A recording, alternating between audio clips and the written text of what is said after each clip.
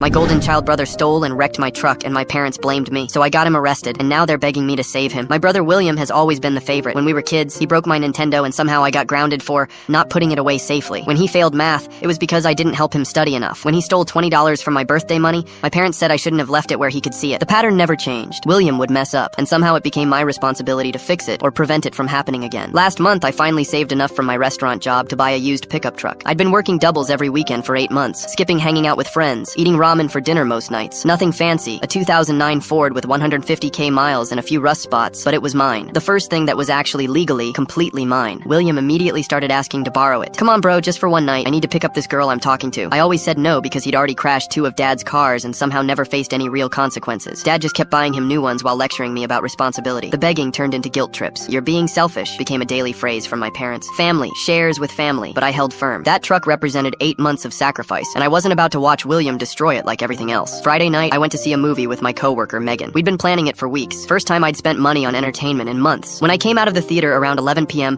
my truck was gone from the parking lot. I immediately knew it was William. I called him, straight to voicemail. Called my parents. They claimed they had no idea where he was and suggested maybe I'd parked somewhere else. Right, because I'd forget where I parked the truck I'd saved 8 months to buy. I spent 2 hours walking around nearby streets, thinking maybe he'd just moved it as some stupid prank. Megan offered to drive me home, but I was too angry to think straight. Around 2 a.m., I got a call from Mercy General Hospital. We have a William Walker here who was in an accident. He listed you as an emergency contact. My heart dropped. Despite everything, he was still my brother. I rushed to the hospital expecting the worst. William was sitting up in bed with a few cuts and bruises, flirting with a nurse and acting like nothing happened. Oh hey bro, funny story? That's when the doctor told me what really happened. William had been drag racing on Creek Road, the winding back road where 3 kids died last year doing the exact same thing. He'd wrapped my truck around an oak tree going at least 60 miles per hour. My truck was completely totaled. 8 months of work gone. But here's the part that broke me. My parents rushed into the hospital room and immediately started yelling at me. Why didn't you just let him borrow your car properly? This never would have happened if you weren't being so selfish. This is your fault for forcing him to take it. My mom was actually crying, not because William could have died, but because now they'd have to deal with insurance and police reports. You know how this looks for our family? I stood there in that sterile hospital room, looking at my brother who'd stolen and destroyed the one thing I'd worked for, listening to my parents blame me for his choices, and something just snapped. I was done. Done with the excuses, done with being the scapegoat, done with William getting away with everything while I paid the price. I walked straight out of the hospital, drove Megan's car to the police station, and filed a theft report. The officer was surprisingly understanding. Family or not, taking someone's vehicle without permission is grand theft auto, especially when there's this much damage involved. William got arrested the next morning while eating breakfast at my parents' house. Mom called me sobbing as the police led him away in handcuffs in front of all the neighbors. How could you do this to your own brother? Now my phone won't stop buzzing. Texts from extended family calling me heartless. Voicemails from my parents begging me to drop the charges. You're ruining his future over a stupid truck. But you know what? Some people only learn when they face real consequences. And after 23 years of cleaning up William's messes, it's time he learned that actions have consequences, even for golden children.